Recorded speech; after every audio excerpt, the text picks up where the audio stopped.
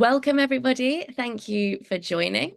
So this talk is all about motivation. So first of all, I want to ask everybody here, can you think of an activity that you were asked to do that seemed to have no purpose? Think about how you felt when you were doing that activity. Were you feeling kind of frustrated or annoyed? What emotions did you feel at that moment in time? Feel free to write in the chat during the talk, okay? And at this moment, I'd quite like to reference the movie, The Karate Kid. I don't know if you know this, but there is a scene called Wax On, Wax Off that you can look up on YouTube afterwards. And basically, the young boy wants to learn karate and is asked to put wax on the car and take it off. And he doesn't understand what the relevance is. Why is this helpful to somebody who wants to learn karate? Because he hasn't been told why he is doing this activity. So really, this presentation, we're going to explore the why, okay? Why do your students want to learn this language, or why are you teaching this language if you are a teacher? Okay, so I'd like to throw this question out to everybody. Why are you learning or teaching this language? So again, feel free to write your answers in the chat, which I can't see at the moment, but hopefully I'll be able to see it in a minute. Okay, so there are various reasons here, as you can see. Somebody might be moving to another country or another city, and that might make them want to learn another language. Also, somebody might want to learn English for their job, okay? Or maybe it's because of love. Maybe they've met a partner who speaks English. So I just want you to think about these different scenarios. Imagine that you are married to an English-speaking person and your mother-in-law tells you, your English isn't very good. You should really be able to speak better English. And another scenario, imagine your dream job requires you to speak English. In which situation do you think your motivation would be stronger? I think personally, it probably would be stronger if you want to achieve the goal of getting your dream job than just pleasing your mother-in-law, maybe, okay? Again, for teachers, it's interesting to think about what led you to this career. Are you just teaching out of routine because you've been doing it for several years now? And is it just something you're doing to pay the bills? Or is it actually something that you're doing because you want to help people to advance their careers and feel more confident? Okay, so these are just a few questions you can ask yourself. Great. Okay, so I'm going to run through 4 strategies that I've developed to help unlock students' motivation. So we're going to go through these, and I'd like you to think about how you can apply these as well in a classroom setting. I do primarily teach adults and young adults, but these are generally applicable to most age groups. You know, and they can be taken down a level for younger audiences as well. So many students focus on what they can't do. Okay, oh, I'm terrible at grammar. Oh, I'm awful at speaking. My accent is so strong. Okay, these are things that I hear quite a lot from students, insecurities. So really, this is about reversing these ideas.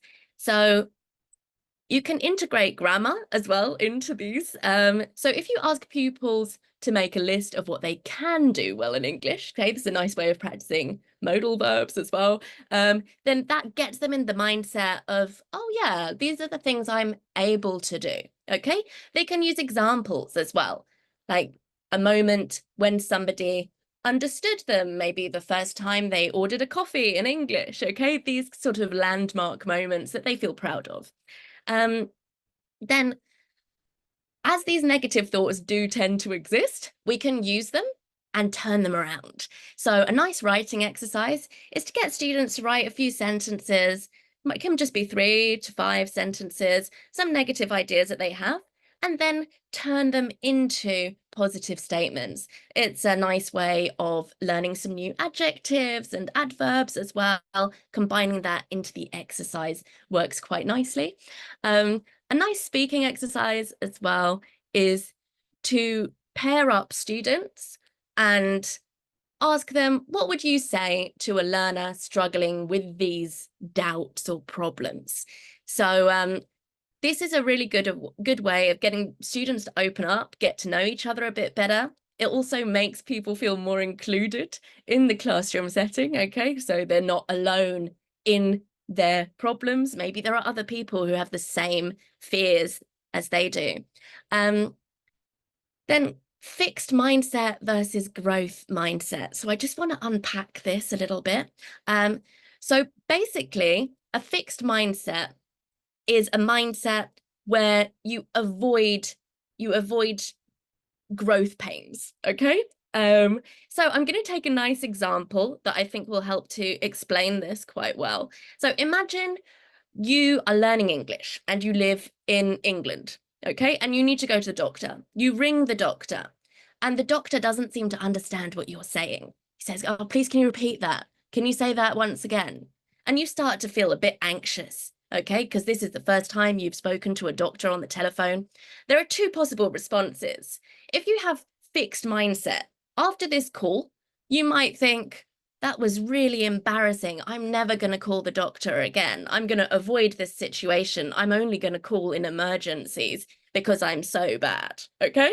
So you're avoiding or refusing to interact. Growth mindset would be, this is an opportunity. I'm going to learn health-related vocab and I'm going to prepare myself for my next call so that my vocabulary is better and I feel more confident and able to explain my health-related issues. Okay, good. Okay, strategy 2. This is the personal progress chart. Now, I developed this for students with a more analytical mind, okay? Slightly more scientific or mathematical brains tend to like to measure and quantify progress. So this is a really nice way of starting the course, asking students to list their goals and create a little table. Doesn't need to take very long. They can do it for homework. And then as the course progresses, they can tick the goals that have been met. Okay, so they can see, oh yeah, I feel like I'm doing quite well here. You can also use a number system from 1 to 5. So 1 if you feel confident, 5 if you're less confident, and that gives you areas to improve upon. Then every week you can do a quick check-in and ask pupils to write a couple of sentences responding to these prompts. So what do I understand better this week? And write 1 to 2 things you hope to achieve by the next week, okay? So this is quite useful just to keep track of your aims. Okay, now I still cannot see the chat, so if anyone can tell me what people's responses are to this, that would be great at some point. So, which inspiring people can you think of who learned English as a foreign language? So, I'm here, Melita. I'm going to read them out for you. Thank you. You're welcome. So, I mean, I've written a couple down, like Penelope Cruz, for example, Arnold Schwarzenegger. You can share inspiring people who are not famous as well. So we've got me, as in the person in the chat, not me personally. The person in the chat said me, them. Great. Joseph Conrad. Uh-huh. My secondary school teacher. Me, myself. Yeah, great. I like that people are referencing themselves because that's something I'm going to talk about, that it doesn't need to be someone who's super famous. There is more written material about famous people, okay? If you take someone like Malala Yousafzai, for example, there is quite a lot of written material and she obviously learned English as a second language, so that's a nice example. So we've had Shakira twice. Shakira, brilliant. Got to give Shakira a mention. Very good. My husband, my girlfriend, my teacher from high school, Modern Family's Gloria, Sofia Vergara. Yeah, here we go. We've already... Eminem. Eminem. And Shakespeare. I think they speak English as a first. I have a feeling a couple of those might speak English as a first language, but hey, inspiring nonetheless. Thank you, Will. So The reason I ask that is because I think it's important to share success stories. These can be related to personal experience, okay? Because people like talking about themselves, okay? I can vouch for that as a journalist. When you're interviewing people, some people do not stop talking, okay? So it's good to ask people about people that they know, maybe in their family, maybe if someone comes from an immigrant background, maybe there's a story there, okay? Maybe there were a few struggles. Really get to know your students' relationship with English, okay? Is English spoken at home? Is it not? Okay, these are interesting things. Um, Reading material, okay? There's loads of material out there, like I said, about celebrities. Like I recently read that Penelope Cruz, when she moved to the United States, she could only speak 2 sentences in English. Okay, so if you look at the progress that she's made now in films, it's quite incredible. Invite speakers to come to your school. These can be, people from the community. It could be somebody's grandmother. It doesn't need to be someone famous. And share jobs boards, okay? Make it clear that actually learning a language can be really beneficial for your career. And it doesn't need to be a job that is related to languages. If someone's interested in being a doctor, it could still be really useful to learn English, okay? So make it inclusive. And the last one, okay? Grammar is something that many people don't enjoy, okay? Many students groan when they know that they have a grammar class coming up. So one thing that I quite like to do is to pair grammar with stories that motivate people. So using visualization, people can think about situations that they would like to happen. Okay, what would they like to do with their English? What job would they like to do?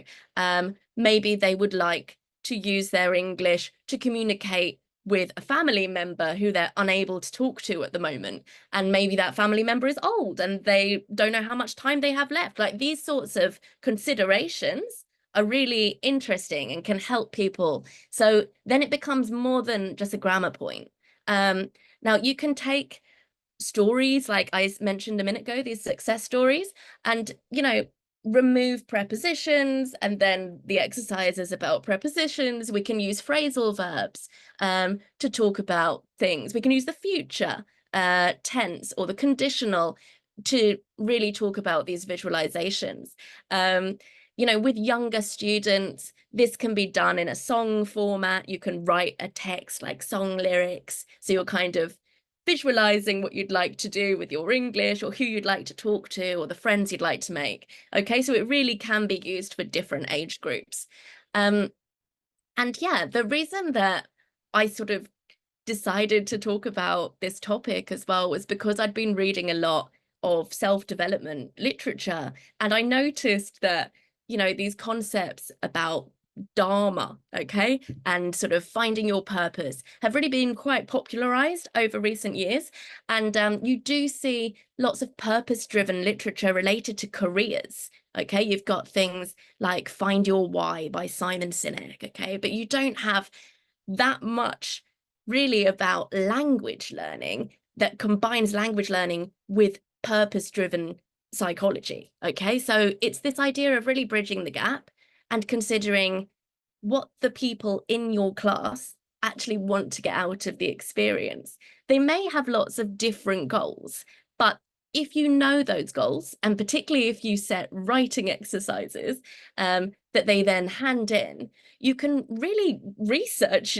It's like a research project in a way on what your students aim to get out of the course and who they are, okay? And it helps you to actually plan the course in a way that's more beneficial to them. So in a way related to Beata's topic, okay, that you can really cater to specific individuals within the class and find topics that people have in common and really focus on those topics. And I think it's really the idea of making people not feel embarrassed, making them feel open to share and talk about their own experience, and acknowledging that people do come from different backgrounds, that learning English for some people might be more of a struggle than for others. And it's really just taking in all of these factors into account. So I'm just going to do a quick recap before we finish. Okay, so that's apply positive psychology, personal progress chart, share success stories, and grammar through visualization. So if you would like to contact me, this is my LinkedIn QR code. Okay, feel free to scan